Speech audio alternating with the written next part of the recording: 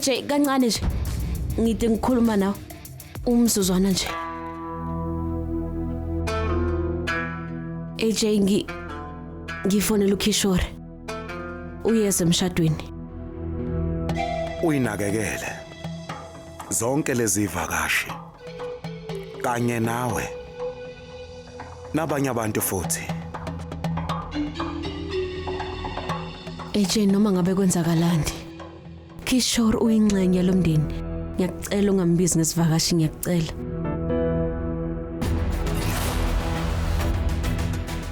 Ingabe lokho kucacile? Ha? Yebo. Sizomphatha njengezinye ivakashi.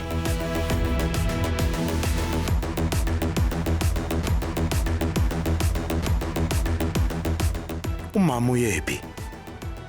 Mama.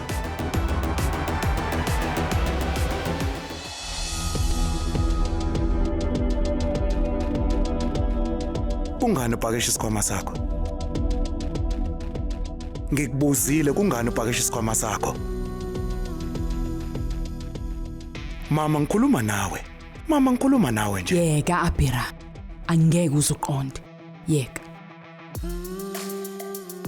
Kungani uthukuthele? Angithukuthele.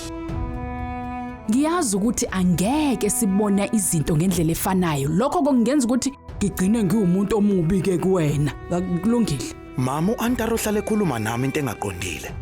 Manje mama wena usuvele wakuchaza ngokucacile. Ini Abiramu, wena walahla intombazana ngosuku lwemehedi. Konje ubani igama lakhe? Ulila. Igama lentombazana wena ofuna ukuyishada ngabe ubani?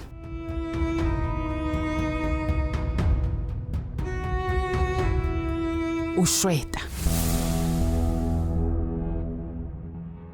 Igama lakho Ushweta. Awukhumbuli nje nokukhumbula ukuthi igama layo ubani? Ngempela uzoshada yena Abiram. Ngenza lo mshado nje. Ngiyazi vele wenzela uAntara. Ngiyazi ukuthi wenza konke lokhu kufeza isithembiso sakhe. Ngabe uyayibona yini into ozifaka kuyona? Ngenxa yonke lento. Ukuthi uAntara uzizwa kanjani, uAntara ucabangani, uAntara ufuna ini, uAntara akafuni ini. Konke nje okwenzayo kwenzela uAntara. Uyozicabangela nini wena Abiram? Ucabangani? Inhliziyo yakhe ifunani? Ucabange nalokho. Uyini umshado? Ingabe umcimbi ongavela uqede ensukwini ezimbili? Imindeni emibili izohlangana. Uzalo olubili luzohlangana. Ingabe wenza konke lokho ngoba ufuna ukuchitha isikhathi, awunandaba ngempela nayo yonke lento? Uma ufuna ukushada ngalendlela leyo ufuna ukushada ngayo, ungakwenza kodwa isibusiso sami ngeke usithole.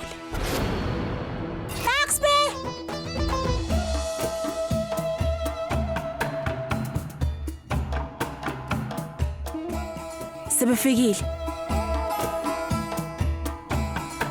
Waza. Namaste. Ngena. Durka. Shesha.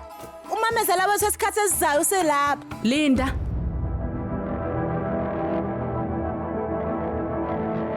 Durga. Let's isithebe.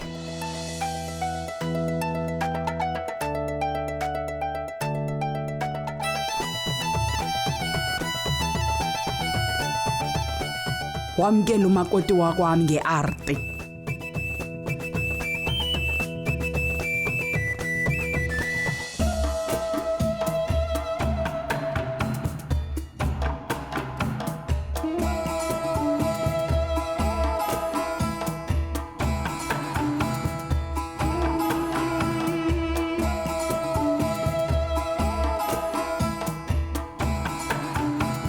uAJ uyazilungiselela. Nawe ezilungiselele njengamanje. Ngaphambi komzuzu wakho omkhulu. Ungene ngonyawo lesokudla kuqala. Ungaphuthelwa ukuzibophezela ngo7 ntambama njalo ngomsombuluko kuya kuLwesihlanu on yours truly Zizonke Sisonke DStv channel 169.